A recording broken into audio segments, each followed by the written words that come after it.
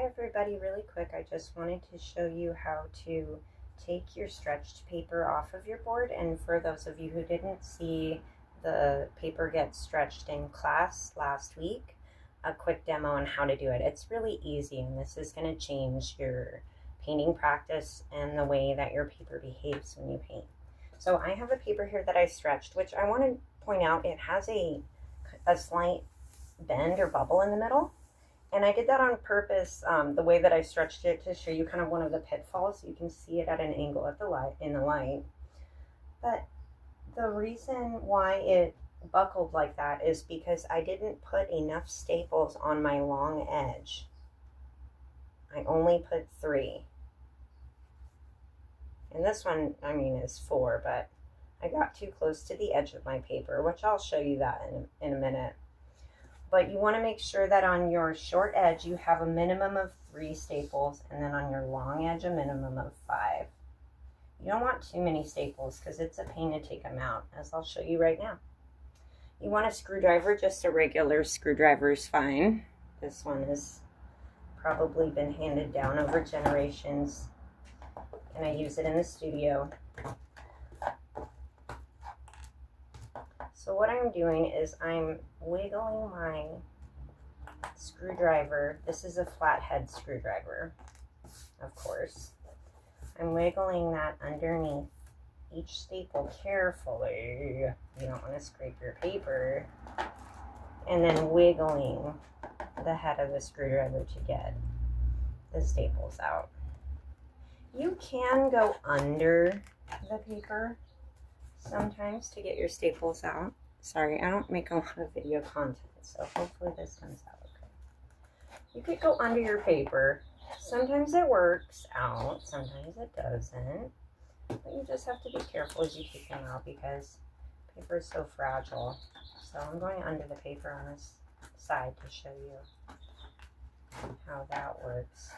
You can kind of get under the edge of the paper carefully. This one is kind of tight there, so just be very careful as you pull them out. And the reason why you might need pliers is sometimes your staples get really stuck and then you need to wiggle them out with pliers. This board has been nice to us this time, and the staples all seem to be coming out okay, but sometimes the staples will break in the wood and you'll have a little sharp piece of metal sticking up, which will ruin your painting. So make sure if they break, you've got pliers handy to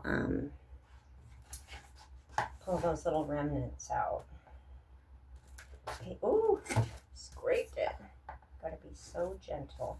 I'm not on the best surface right now. I'm on my studio desk, which is covered with stuff, but usually you want to be on a flat surface. Right here, I ripped my paper a little bit.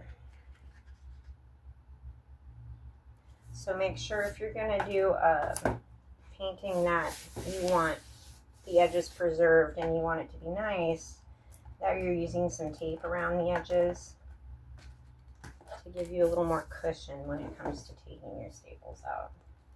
If you're using thinner paper, you can get away with using just a desktop stapler mentioned in class.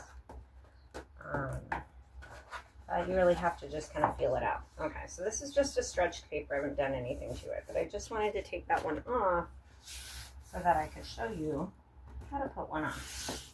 So you want to make sure that your board is pretty clean. This board is decent. It will work for today. The other side, I've got wax and all this other crap on it because these boards, like I said, in class come in handy. Let me move this thing out of my way.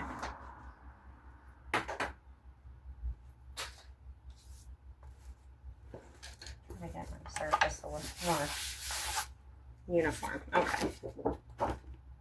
I'm making some materials to show you in class on Tuesday, so I figure while I'm doing that, I may as well just videotape myself. We're going to do a color wheel that will transfer onto paper. Usually you don't transfer onto the paper before you stretch it, but my process kind of didn't go the right way this morning. So I have kind of embossed my paper with a wheel that I'm going to work on later. You might be able to see that in the light. So what I've got is a clean board, a clean sheet of paper. Usually you want to start with your front side that you plan to paint on facing down. So if there's some reason, let's say it's a textured paper only on one side, you'd want to put that side that's going to be your painting side facing down when you start stretching, because when you're done stretching, the front side will be facing up. So I've got a clean chip brush, and it's a little stained from other use, but it's clean. And then a clean bucket, same kind of condition. These buckets are great because they're reusable in the studio. Nice clean water. It's just room temperature. It doesn't have to be too hot or too cold.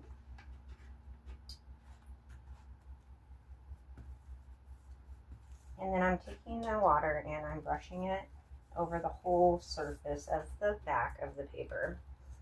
I'm using hot press here in my studio, Fabriano, because that's what I like to use. And my cold press is in the classroom today.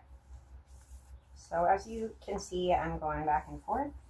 You really want this layer of water to be uniform all the way across. You start to see it kind of absorbing into the edges. You see the paper start to buckle, and that's all good because that's telling us that the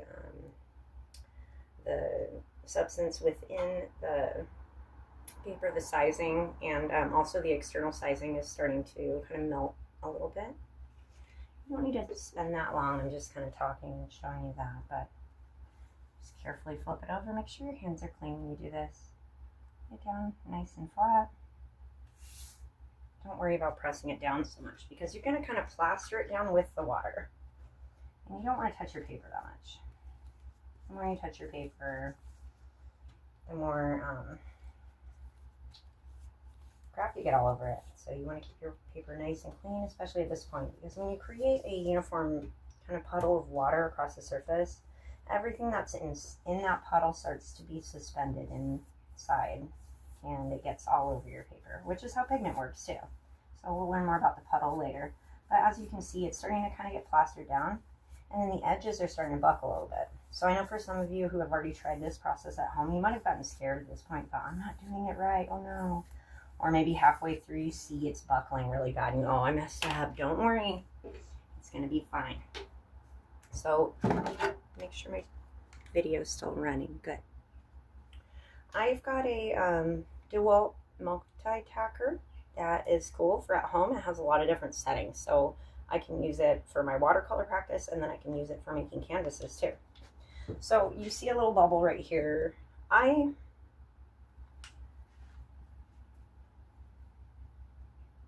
would pick it up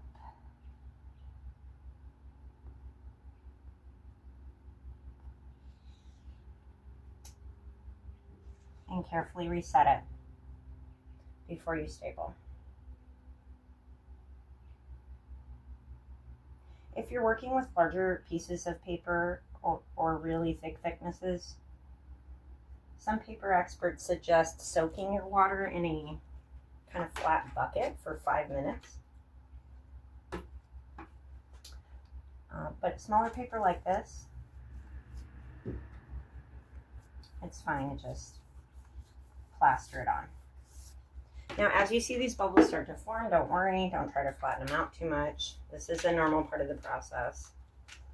And make sure you know where your staples are coming out of your staple gun. Some of them are obvious, some of them are not. On this one, there's a little arrow which shows me that's where the staple is going to come out, but it's hard to see when you're above it. So you want to give, I would say, 1/4 inch of space between the edge of your paper and the staples, so that way you don't ruin the edge. I'm going to try to get there with this. I like to start, excuse me, at a corner and kind of work my way around.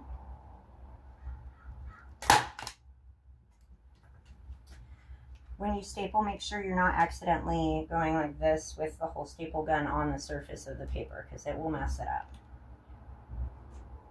At this point, the paper is very fragile because it's full of water. So we'll get another corner.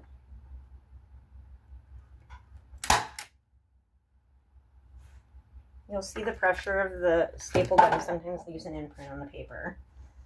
So, you know, it's about artist preference. If you're not worried about your edges, and don't worry about it, taping first can help. For our color wheel, you can tape if you want or not. but it's just going to be kind of an experiment, so don't worry about it. So you see over here where there's a small bubble forming. I didn't try to flatten it down or do anything. I just stapled it just play it where it lies. It's like golf. Don't try to mess with it too much because it's starting a chemical process of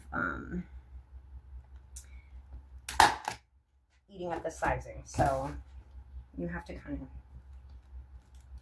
boogie. I'm probably kind of taking a little bit too long, but it's all right. You want to try to have it stapled down while it's still wet. Same with this corner. I'm not going to really reposition the paper because you have to trust that the paper itself is going to readjust to its own tension under the staples. So the most important thing is just that the staples are kind of at an equal tension from each other. Similar to stretching on the canvas. Staples on canvas, you want to have uniform.